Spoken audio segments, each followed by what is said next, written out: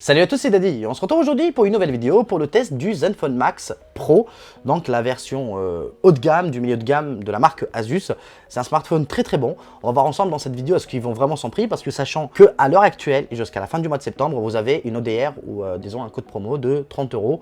Donc on sait jamais. Si vous êtes intéressé, il faut vraiment en profiter maintenant. Après vous l'aurez plus. Bon, revenons maintenant à nos moutons. On est sur un smartphone 18/9e. Il n'est pas borderless. On est sur juste un format 18/9e, plus dans l'air du temps. Donc un écran 6 pouces dans un gabarit de smartphone de 5,5 pouces si on le compare un peu à l'iPhone 7 Plus, 6 Plus ou 8 Plus, vous avez compris. Alors, on retrouve, comme j'ai dit, un écran 5,99 pouces, Full HD, en IPS. Le seul truc que je lui reproche, c'est que le verre, il est très réflecteur. Ça veut dire que, malheureusement, quand vous êtes en plein jour, vous avez beaucoup de reflets sur l'écran, ce qui ne facilite pas forcément l'expérience. Donc, on ne sait jamais. Si vous trouvez des écrans de protection mat, ça peut forcément vous aider, parce que comme ça, vous allez éviter d'avoir beaucoup trop de reflets pour rien, et vous êtes obligé de booster l'écran au maximum. Cela dit, en même temps, l'écran n'est pas très lumineux, en tout cas pour une utilisation quotidienne. C'est le seul défaut que j'ai trouvé à ce smartphone. Sous le capot, on va retrouver un Snapdragon 636, 4 Go de RAM et 64 Go de mémoire de stockage extensible via une carte micro SD. Alors, les performances restent honorables. On est sur un équivalent, bien sûr, au Redmi Note 5 Pro que j'avais vraiment adoré, de la marque Xiaomi, voilà. Donc là, c'est plus ou moins la même chose. Les performances sont très bonnes, sans être excellentes pour autant, hein, parce qu'on est sur un smartphone voilà, qui est en dessous des 300 €. Mais voilà, vous ne serez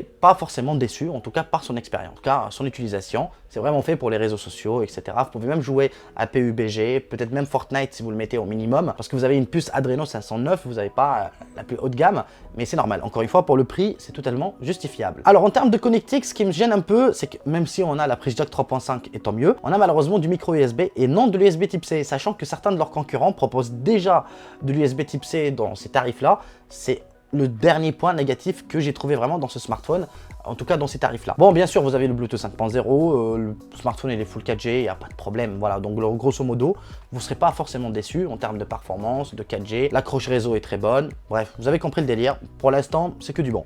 Bon, je vais vous parler un peu de l'expérience audio. On n'est pas sur du haut de gamme, vous l'avez compris. On n'a pas une puce dédiée à l'audio. On a un haut-parleur qui est mono, qui est très puissant, mais le son il est assez plat.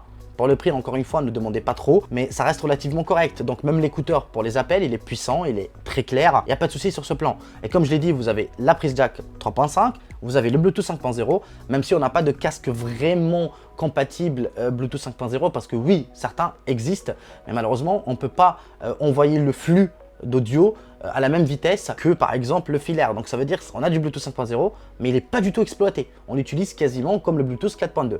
Pour l'instant, peut-être que les mois à venir ou les années à venir, voilà, ça va se démocratiser un peu plus. Et à ce moment-là, vous pouvez exploiter le Bluetooth 5.0 au maximum sur ce smartphone.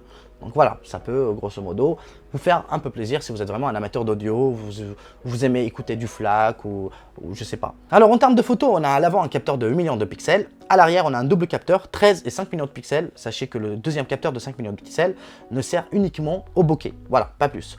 Mais la photo reste très correcte, en tout cas pour un smartphone dans ces prix-là. Je trouve que les portraits sont très bien réussis. Je suis même assez séduit. Donc mis à part ça, il n'y a pas grand chose à dire dessus. Alors dans la partie vidéo, vous avez de la 4K 30 images par seconde. Sachez que c'est pas bien stabilisé du tout, mais ça suffit largement. Voilà, on sait jamais. Si vous prenez un gimbal, ça suffit largement. Alors pour le déverrouillage, vous avez le schéma, vous avez le code, c'est un peu classique, hein.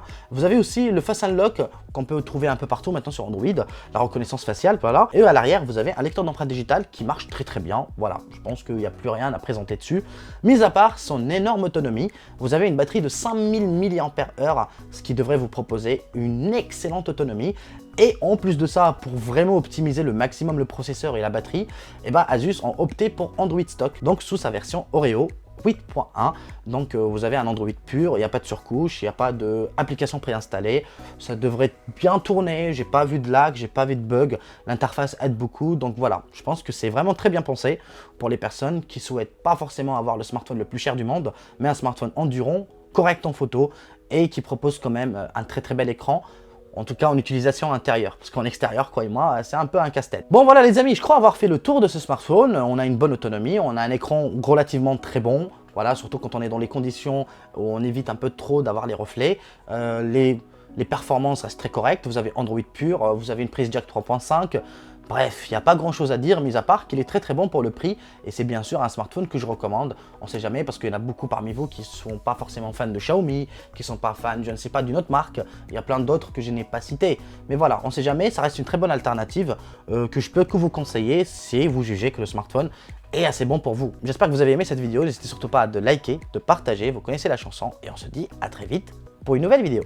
Allez, adios!